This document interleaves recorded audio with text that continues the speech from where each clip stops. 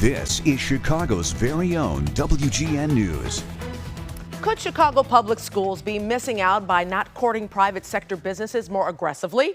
Tom Gimbel is here to tell us why he thinks the school system should look into more public-private partnerships. Hello, Tom. Hello, Micah. I love when you come in. This is great. You know, it's very warm in here. Yes. Is it warm? It's warm, you know. Literally and figuratively. Exactly. Tom, what are you talking about here? I think we've got a problem with the city of Chicago and the relationship with business. We've also got a problem with CPS that we're not getting the educational results that we want out of our students. And we've got real issues on the west and south side.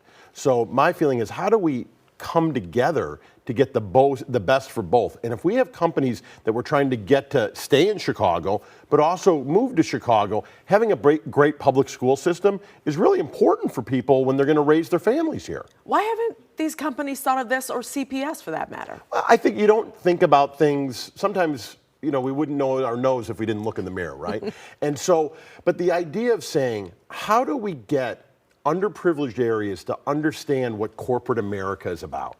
And there's a huge divide, not just with the black and brown communities and the white community, but white collar and blue collar and corporate America and the working person. And so if we have McDonald's headquartered in downtown Chicago, right? We've also got other major employers in the suburbs like a Walgreens or a Grainger. United Airlines. Airlines. We've got West Monroe Park. Great companies in Chicago. And why don't we have some of their management team, their executives, spend more time in the CPS? I'm not talking as a teacher, but I'm talking coming in a few hours a year. If these executives would go into different CPS schools, these kids would have their eyes open to what possibilities exist. It would change their mentality, too, to see this is something I can become. Right? I think most definitely. And I think it works on two fronts. Number one, we know that in these areas of poverty-stricken areas of Chicago, there's a lack of the male figure in the household. So they'd get to see that when men came out. But then they'd also get to see these young girls. We're talking about women running for president, right? To get to see female executives from big companies that they've heard of coming into their schools. I mean, you get a company like McDonald's. Who doesn't know McDonald's? And so many people eat there just all the time. And then you have an executive and they'd be like, do you run a restaurant? No, I'm in logistics or marketing or sales or advertising. And they come into their schools. And we have so many companies like that in Chicago. What about money? Who pays? Is there money coming from anybody in this situation? At the end of the day, time is expensive. Right. And literally and figuratively, again, time is expensive.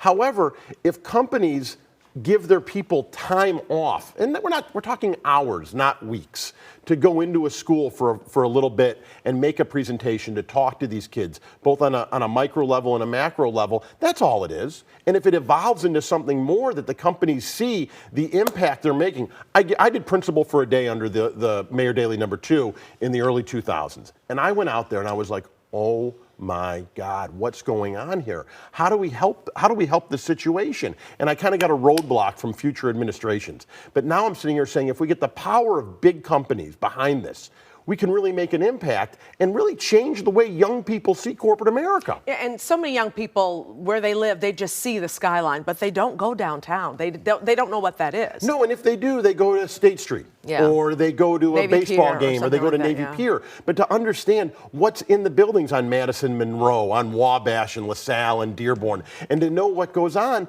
and it is an act of privilege. The people that work there and the families that they raise, but the people whose parents are doing blue-collar jobs, or maybe they're on welfare or food stamps, they don't see it at all. So we can't bring those kids downtown all the time. Let's take downtown to them.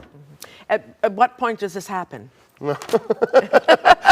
Now you're getting into the challenges of politics, right? Yeah. And so I think that hopefully we can get the city council, we can get the mayor, we can get CPS, and they have their own problems right now. But my hope is over the course of 2025 that we can make a dent with ideas like this. And it doesn't have to be my idea. There's a lot of different ideas that are out there, and start to make an impact, because why not try something like this? I'd love to work with you on that. You got a deal. All right, Tom, thanks.